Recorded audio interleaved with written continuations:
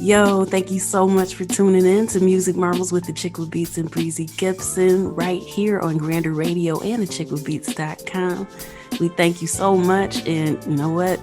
I'm just excited once again. We got another great interview, great show lined up.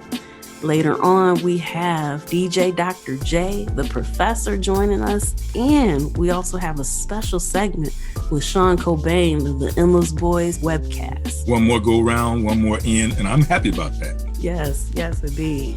So, it's beautiful things happening. We're getting close to the end of 2020, and, we're just excited about bringing you more great stuff, great news, great information, more connections with wonderful, knowledgeable people who can help inspire you and help you make the most out of your music career.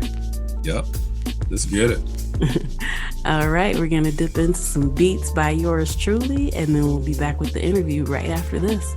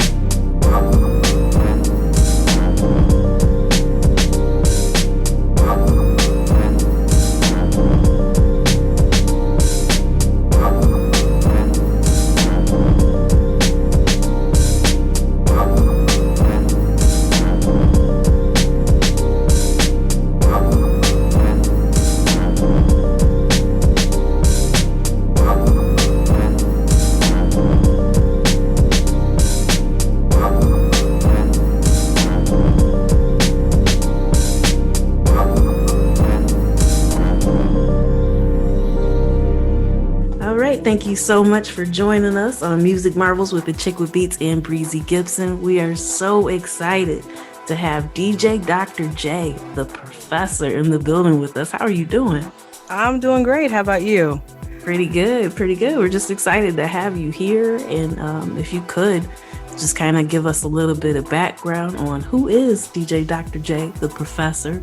How'd you get started with DJing or in music in general?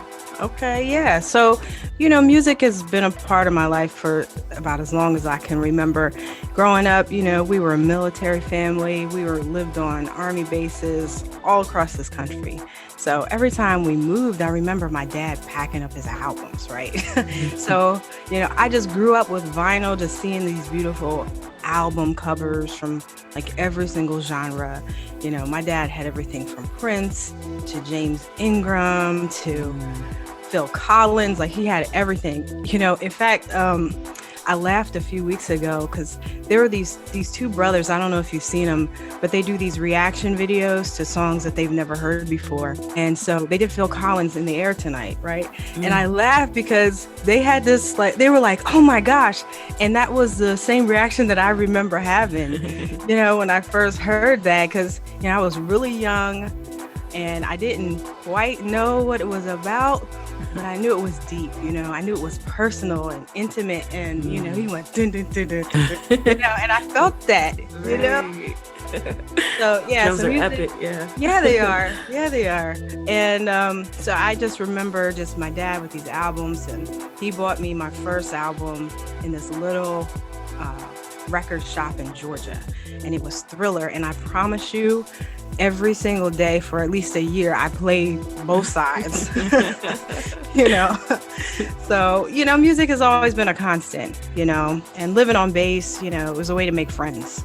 So we would, we went from like Hawaii to Colorado to California, and every time you got to make new friends. Well, I would just open up the garage, put on some music, and I would get all the neighborhood kids. And it was always really diverse because, we were all on base together. Our dads were deployed, across the country or overseas or what have you. So Black, white, Latino, Asian. And I would get them in there, and I would choreograph all these dances to the Jackson 5, So I had all these kids, they were just dancing. I was like 1 and 2 and go, But, music just brings everybody together. And so fast forward to about the early 2000s, I'm married, I have children, and church was a huge part of my life. And of course, traditional gospel was some of the most amazing music. It speaks to the human condition. It speaks to spiritual things. I mean, it's uplifting, it's encouraging, all those things. And at that time, I was writing and directing plays. So when I'm writing these plays, I'm like, okay, researching music to go along with this scene. So that was the first time I had to think about music in a different way. Like, I had to think about a music piece that matched a specific scene, that I had to couple it to evoke an emotion, right? So, and that's also when I started to learn how to edit it up, because you can't play a whole song in the middle of a play. You're gonna need to get a snippet. You're gonna need to edit that and mix it down. And I started making these CDs, for my friends and everything. They're like, "Oh, this is great!" And so that was the first radio station I had, was like a gospel station. It was just straight gospel music. I did it for a while, and then fast forward, here we are in 2020, right? So I've lived a whole lot. I've been in school and everything, and here comes COVID. Yeah. And honestly, I don't know that we fully realize what we've gone through, It's like, I don't know if you've ever been in an accident, like you're in the accident and you don't really fully comprehend it or emotionally process it until like hours later, like the next day. And I feel we're still like in that mode because we're still in it, So I just remember feeling, this is at the very beginning, just so anxious, sad. Like, you look at the news, I'm a news junkie. So I was just watching the news, and then D-Nice swooped in, right? He swooped in and he pulled us out. It was music that pulled us out, and I just remember feeling like, okay, all right, let's take a second. Like, let's take a couple of beats and see we can get through this, right?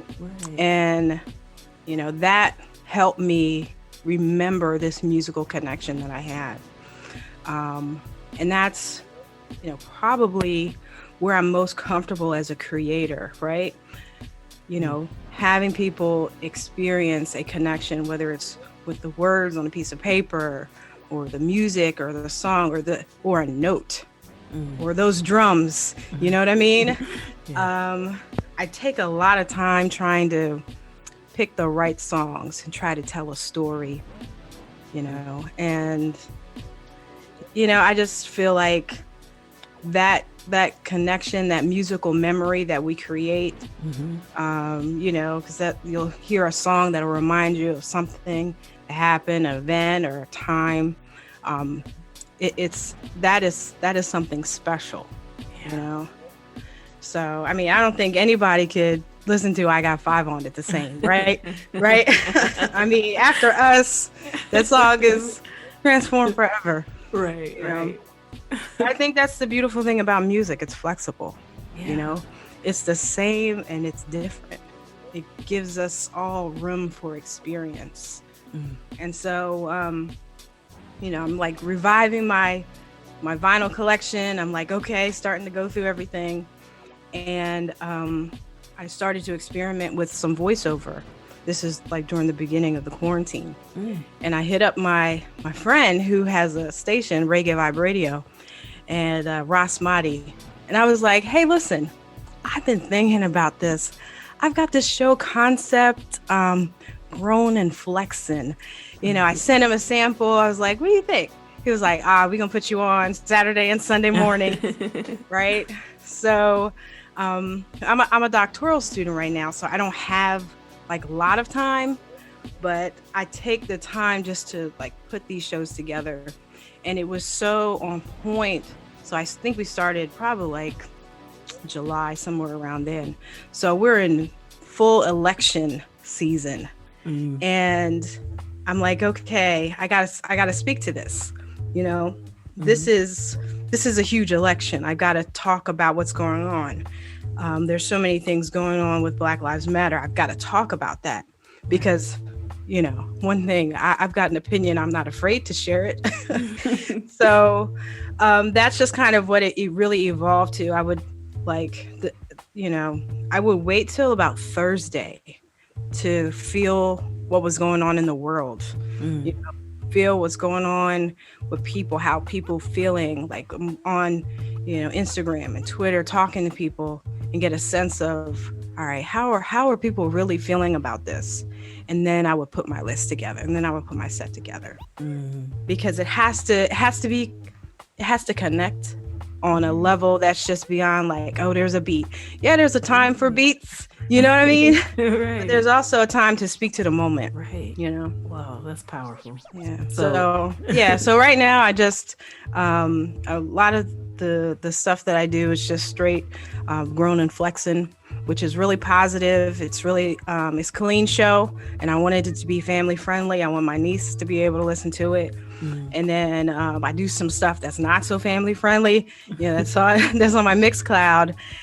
In fact, the one I just did for Thanksgiving is fire. It's called Kinda Love. It's so good, but it's definitely not family friendly. You've been warned. Yeah. Yeah.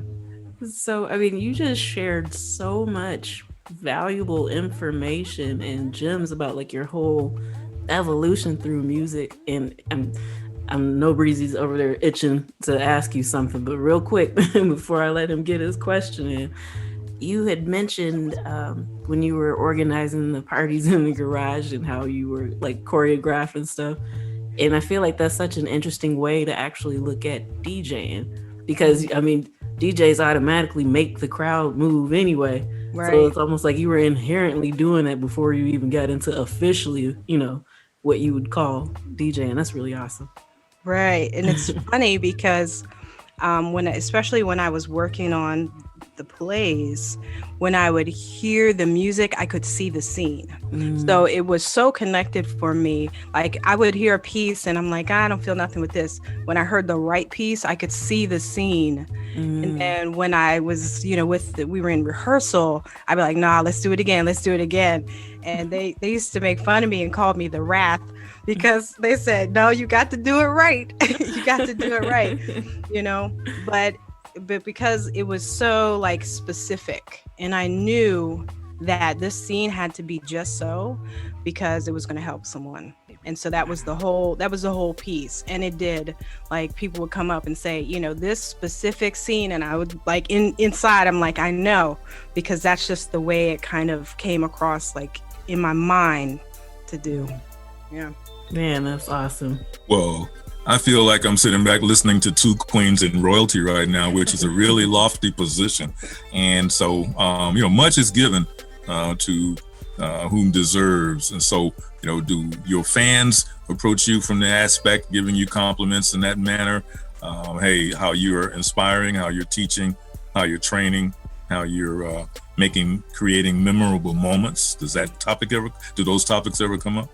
Yeah, they do. And it's funny because I'll have people hit me up afterwards and said, like, now I'll say sometimes, I'm like, I'm not a pastor, but that was a word, because, I'm speaking specifically to people. Okay, listen, 2020 is what it is. We are in the situation that we're in. That does not mean you have to stop.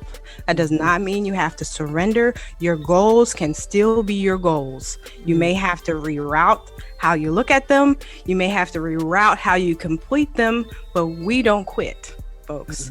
So, and I will say things like that, and people hit me up like, I needed to hear that today. Like that helped me today. Or especially on the Sundays, I talk a lot about reflection.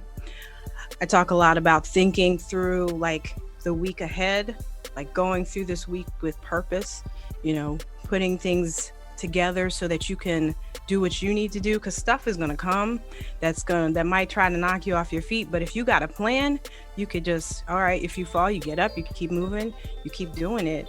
And so that's really, when I talk about grown and flex, I'm talking about grown folks who are about their business, and whatever that looks like for you, it could be education, it could be starting your own business, it could be raising your family, whatever that looks like. We're not trying to flex on people. What is that about? I'm trying to flex in my life. I'm trying to flex in whatever it is that I'm doing and get so good at it so that I can look back and say, okay, I'm gonna do better today than I did yesterday. I'm gonna keep growing for me and for my family so that we could be a different community. Like, how much would our communities change if we all said, I'm not flexing on you, I'm flexing on whatever the systems, I'm flexing on, all these oppressive systems, I'm flexing in my life to do better. That's amazing. Yeah, I love that. We almost need a record scratch right there so I can rewind it and play it back to underline what you just said, man. Like, yeah, that's, yeah. And I think, and I always say that, whatever it is you're doing, there's a soundtrack for that. Whatever it is, whatever mood you're in, there's a soundtrack for it, and it's good. You know what I mean? So listen, like I said, I'm a student. There are many a nights, 2 a.m. in the morning, when I'm writing and trying to get stuff done. I'm tired, I want to go to sleep. I crank up, I'm in the, in a part of the house where I put my headphones on, and I crank up some music. Listen, you can't tell me that that's not energy, okay? Right. Because I'll finish listening to that and I'll jump back on and I can get another hour. I know I can. You know what I mean? Yeah. I mean, music is so influential. It helps us in so many aspects. And, just like you said, it is a soundtrack. And it's very important that people understand how important it is to be able to consume it. So just like how you were mentioning, like, yeah, we don't stop. A lot of artists need to hear that right now, because it's frustrating that, people aren't getting to do the live shows that they were, or at least not in the volume that they expected to. But yeah, there's still consumers at home that still need to listen to what you have to say. So, right. Yeah, that's a beautiful sentiment. Yeah. And it's really, there are so many people who've just been so creative during this time. And they said, well, we can't do it in person. We're going to figure out a way to do it virtually. We're going to figure something out, because at the end of the day, you've got something to give to the world. And this 2020 can't stop it. It shouldn't stop you. Yes, that's beautiful. Right, Breezy? That's right. We're listening to DJ Dr. J, the professor. And so now, doesn't it make you feel good in your heart's heart to know that you're contributing to the community and giving back? Yeah, and it's something that, my parents have always impressed upon us. So we were that family that everybody was at our house. We would always, take people in. And so giving back was not really an option for us. It's a lifestyle that we've, adopted. And so professionally, whatever I do, whatever my family does, we try to make sure that we keep it positive. We keep pouring back into people. And I promise you, there's not a day that I regret it, because, and we don't do it, to get things back, but it always comes back to you. We just try to give out and help people along, because, if I make it and nobody else comes with me, then I didn't make it. That's a mouthful right there. Real true leadership is making sure that there's a line of people behind you coming through the way that you came. So blaze a trail in whatever that industry is. And it doesn't have to be education. You don't have to have a PhD. You just got to make a mark wherever you are. Yes, I love it. So, as we get ready to wind this down, you've mentioned about your show. If you could give maybe a little more detail as to where people can find it. I know you mentioned on Mixcloud, but if you could just kind of give like all your socials that people can check you out to follow you, so that way they can stay up with what you're doing, because it's wonderful. Who doesn't want music and positivity and enlightenment? Right. Yeah, absolutely. So on Instagram, I am the Professor DJ. Oh, I'm sorry, the Professor Dr. J. So that's where you can find me. And the link tree is on there that can link you to my show, Grown and Flexin', which is on Reggae Vibe Radio. And then again, also everything is on the Mixcloud as well.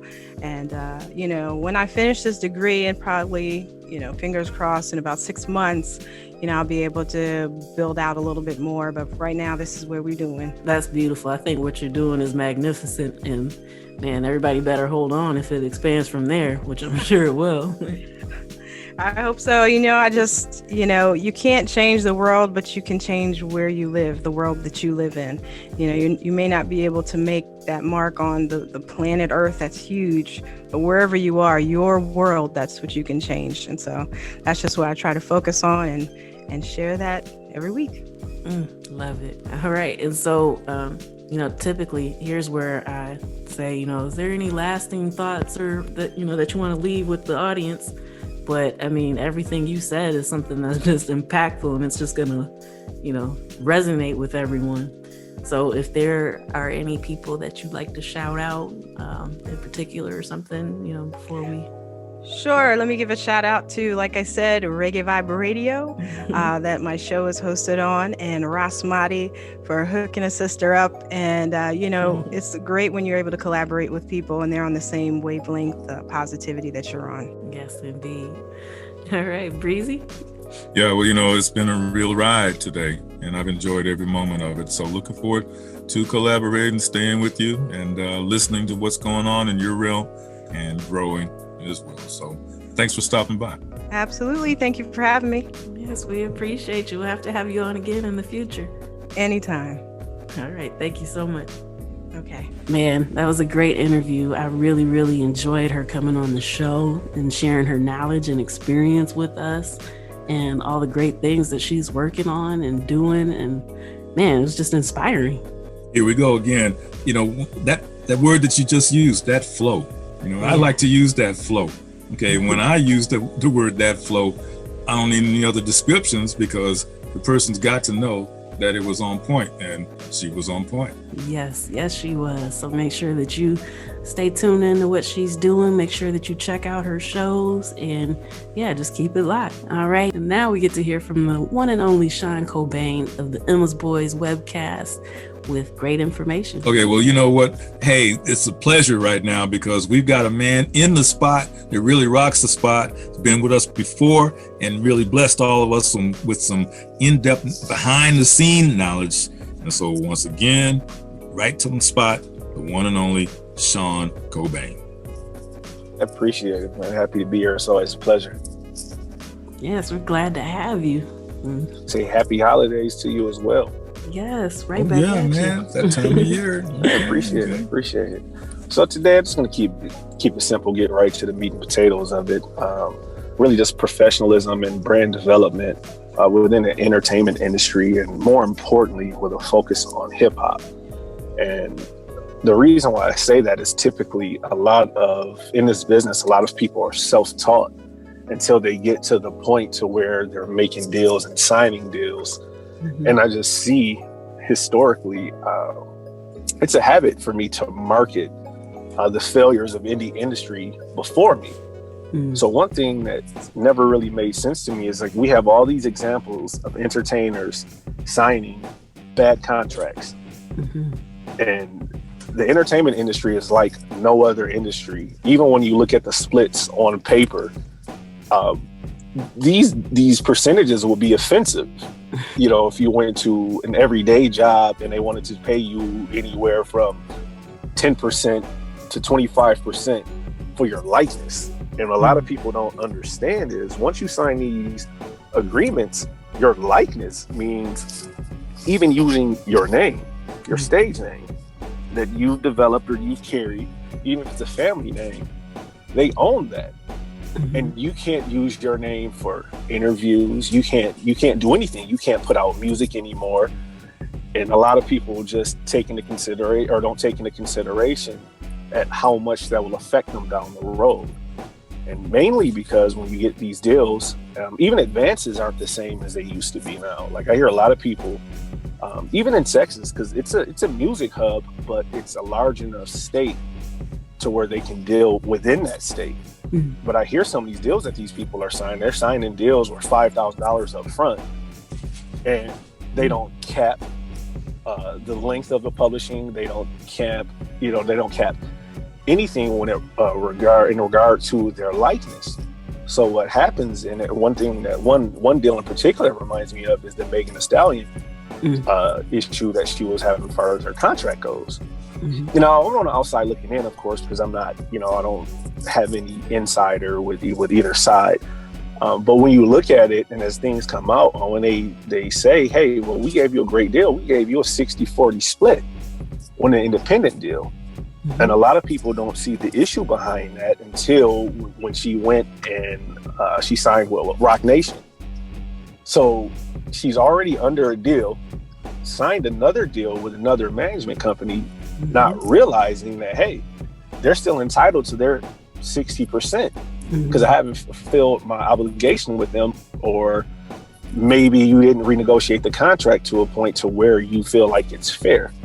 Mm-hmm. So morally, people may say, well, that's just not the right thing to do. But when it boils down to business, it's kind of like you look at the independent label and what they went through, or how much it costs. Mm-hmm. It costs a lot to break an artist, mm-hmm. and especially a female artist, mm-hmm. just because you have to pay for wardrobe, makeup, all of that stuff matters, and especially in hip hop. Mm-hmm. So it's really just, I think people need to do the groundwork first and understand how to establish their entity, making sure it's a business, whether it's an LLC, a corporation, whatever you decide that whatever route you're going to go, you need to make sure that you understand how the business works. Mm-hmm. And it's a lot of free information out here. There are a lot of books out here, and you can just hop on YouTube a lot of time, and the pros are giving you that advice. So you need to know that you have to have your LLC set up. You have to trademark your name. Your work has to be copywritten. You have to send non-disclosures out to companies. You really have to understand, what it is to protect your brand. And the most important thing that I will say is you have to stay away from making business deals with friends. Mm. And I know it may be very appealing in the beginning, you know, oh, I know this producer and I know this person, I know XYZ, and you all never sign an agreement. And all it takes is one song. Mm-hmm. And if that one song pops with that producer, even if you're not talking to them anymore, down the road, you're going to have to talk to them again. And it's time to pay up. Right. And they own half the song. And that's what people don't understand. The producers own half of the song. Mm-hmm. So even for producers to negotiate anything less than half, now, don't get me wrong, if you're in a position to where, okay, you get an artist like Drake or something like that, now discussing percentages, that may be a little different because financially it still may be beneficial to you and could change your life. So you may be able to take a 10 to 15% deal based off of that one project. But it's really up to you to understand what you're signing and what position you're getting yourself into. So a contract lawyer, I definitely recommend when you get to the point, and that's kind of when you start moving around a little bit, you're doing collaborations and you're doing features, et cetera, et cetera. But these people are there and it's going to cost you, a consultation may cost you, $500 for them to represent you for one project, but it's worth it. Mm-hmm. Because on the back end, that one project, that could be the one that gets you, your $1 million ticket. But if you don't understand the agreement and how the business works, you're going to be left behind. You're going to be confused, or financially, you can put yourself in a position to where now you're in debt because you didn't understand these deals, and you're working with different people. And the more people that you have involved in that process, you're thinking it's great. It's costing you no money up front. Okay, awesome. Well, on the back end of the deal, you may have to pay your manager 10 to 15%. Like I said, I go back to far as with the producer, they own half of the record that you use together. So every time you make a deal and you negotiate a percentage, it matters at the end of the day, because now all of a sudden that $500,000 turns into $250,000 because you still have to pay taxes. Mm-hmm. And you're looking at anywhere from 33 to 37%. And if you don't have a CPA or an accountant, well, really a CPA is where you want to start to help you navigate and understand the tax obligation within this money. It'll make more sense to you. So that's really it too. And far as promotion, even a lot of people just think, well, I'm just going to put this out there and I can just keep retweeting or sharing on Instagram and that's going to get you promotion. No, you look at any major company, Nike still pays for advertisement. Apple pays for advertisement. All these large corporations that people just see the back end, ideally, they don't realize that, hey, they put money out up front. You have to pay for these things. And it's more beneficial that way. And the other parts of that is when you're paying people, they're more likely to take it more serious and to give you better information more real information because they stand to gain something too.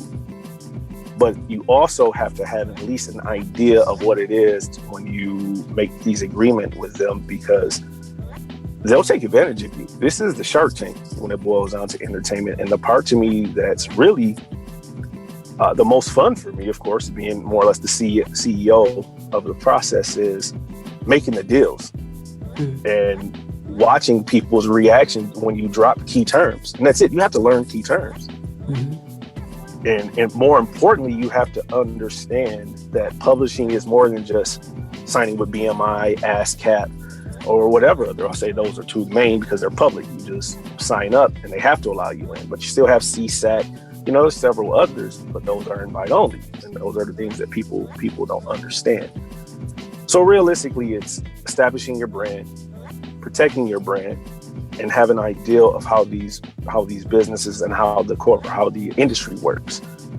And anyone who's ever worked a job in the corporate world, you have to take those experiences and those tools and how they work and apply that to what you're doing, because those are life experiences that are free in a sense. So if you can understand how these major corporations work, you'll definitely understand how the industry works. It's all the same. And it just really boils down to, go back to the same thing. establishing your brand, protecting your brand, and understanding how things work. And it's going to cost you. So if a deal, all the glimmers is not gold. So if it sounds great up front, in this industry, you have to expect a surprise later on. So don't be afraid to consult professionals. You definitely should. It's okay to get organic advice. It's okay to have, people close to you, but you still want to get that information to people who don't necessarily have anything to gain from you because they're taking advantage of you.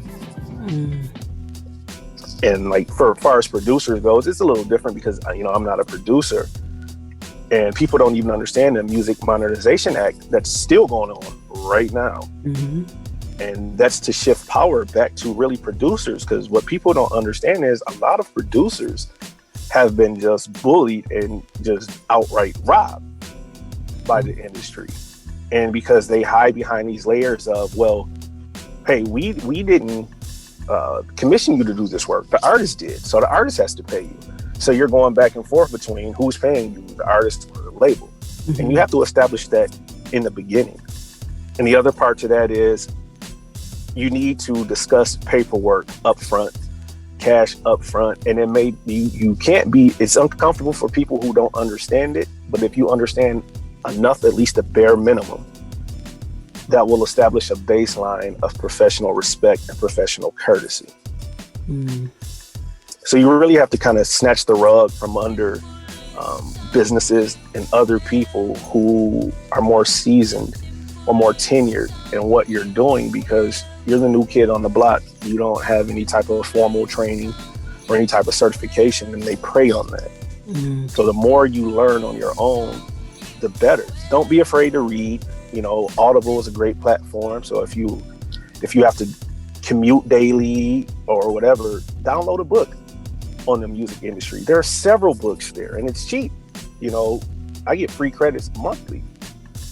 And being where I am now, it's an hour for me to get roughly anywhere that I need to go. I listen to those things while I'm in traffic. And it's so much information. It's so many gems. And write down those key terms and research each key term that you hear, and you will get better over time.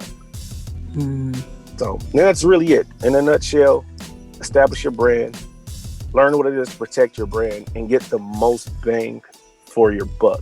Stay away from friends. It's okay to work with them, but even then with your friends, you want to sit down and establish like, hey, if we start doing this right together, it just raises our value, because the people that in the businesses that we encounter later on down the line, they'll see that we're already doing this right, and that raises your value right away. They have to respect you. So if you're going to do this, it can be a passion. That's great, but you want to take it serious. It's no difference than when you look at these professional athletes.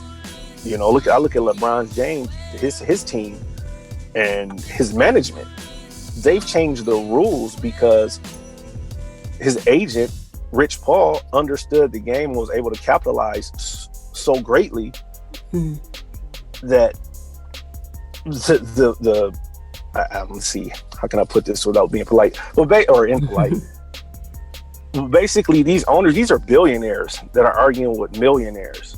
And when they see that you can step in and level that playing field, and that it's going to cost them more money naturally, of course they're going to want to change the rules. But if we all do that as a collective, it'll level the playing field in the industry overall. And we won't have these predatory deals coming in, and it could be a more pleasant experience. And I don't want to ramble too long. I know I typically take about 5 minutes, but I look at artists like Rich Homie Quan. When he came out and he's on the scene, and everyone's trying to figure out what happened to him. Well, yeah, he understood when the money started coming in, all of a sudden something wasn't right. And the label, of course, is like, well, you need to make more music. You need to make more music. Well, all of a sudden these checks aren't making sense. And the more music you make, a lot of people are thinking, well, yeah, you still make more money. Like, no, you still lose more money. And at the end of the day, they're still making more money. And you have to take these 2 to 3 year breaks. And in hip hop, the attention span is so short. You cannot afford to lose your buzz after 1 or 2 songs, because in 6 months to a year, people forget you, and other people are studying the same methods that you took, so they'll steal your sound, and next thing you know, boom, you're gone. So if you're going to do the entertainment industry, if you're going to get into music, and especially if it's from the hip-hop standpoint, have an idea of how everything works. Yes, it's intimidating, but anything new is intimidating. And if it wasn't worth fighting for, they wouldn't try and keep that information from you. But it's free, it's there. You don't have to search high and low for it. It's literally right there. Just like you Google or search for producers, you can search for ways to protect your brand and ways to market, because really that's the best thing. That's the best tool that you can have as an entertainer, is understanding the market.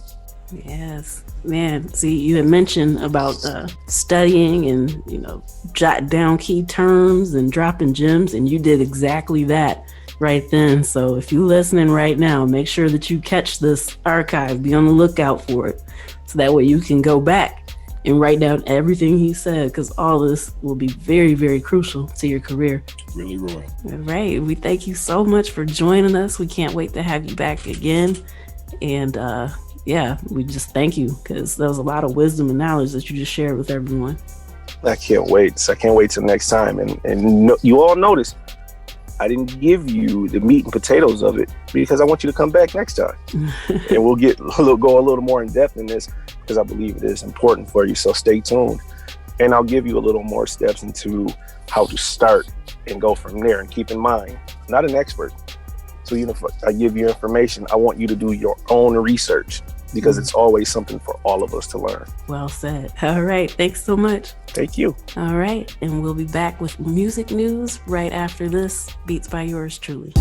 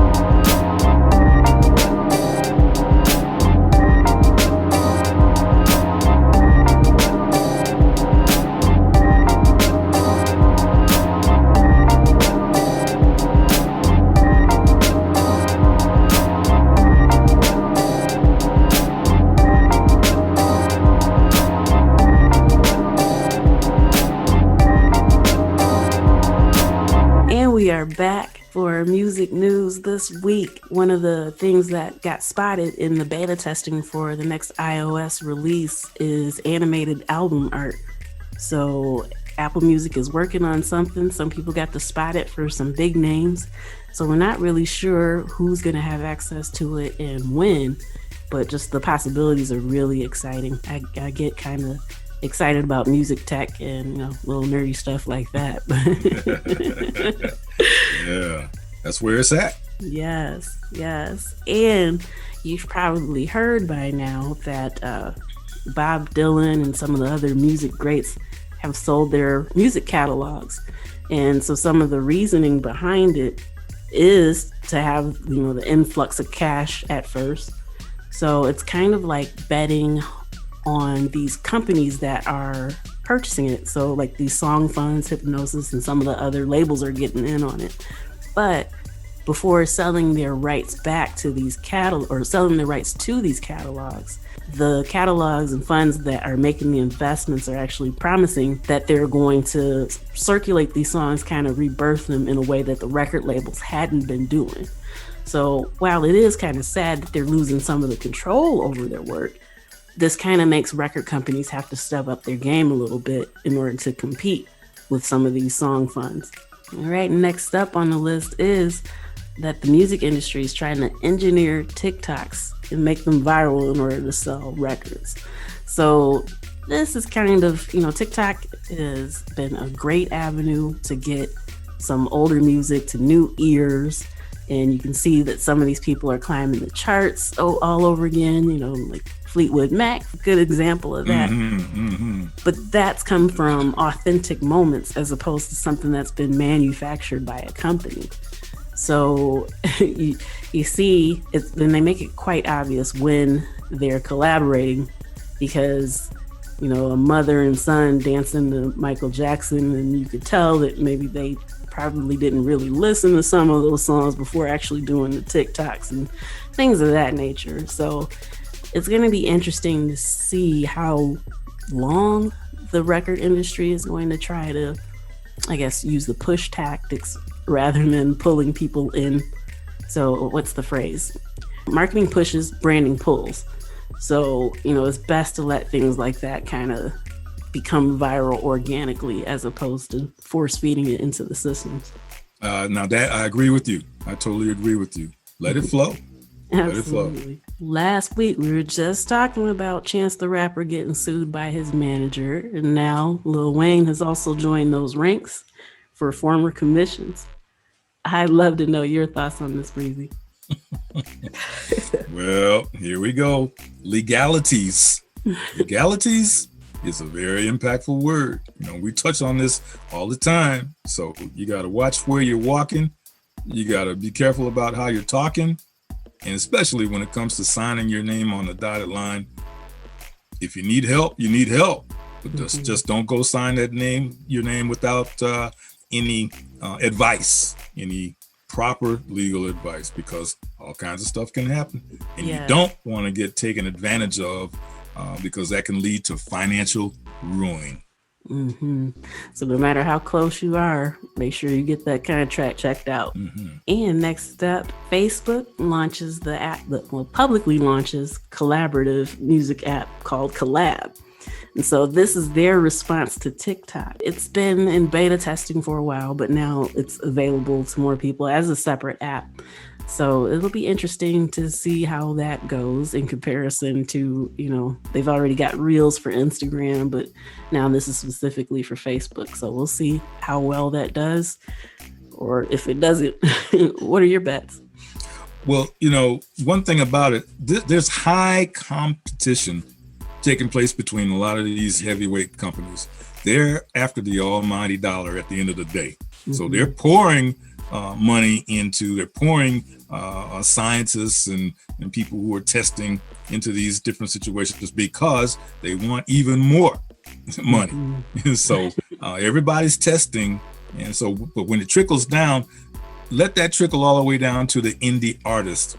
You've got to test yourself as well. Wouldn't you agree, Chick? Absolutely. I couldn't have said it better. So Don't leave it to just the big guys to beta test.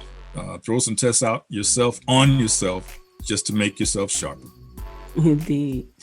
All right, we're going to get back to some more music before we close out for the night. Mm-hmm.